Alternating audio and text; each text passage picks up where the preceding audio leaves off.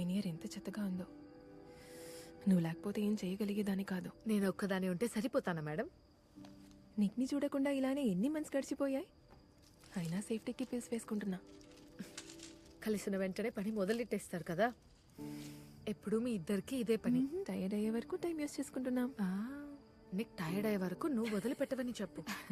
Energy అంతా పిండేస్తావు కదా. Final గా లీగల్ ఏజ్కి వచ్చేసాను. ఈ ఏజ్ లో ఏం చేయడానికైనా ఫ్రీడమ్ ఉంటుంది, కానీ దానికి పెద్దవాళ్ళ పర్మిషన్ కావాలి. 18 years ప్రాబ్లం చాలా క్లియర్ గా చెప్పావు.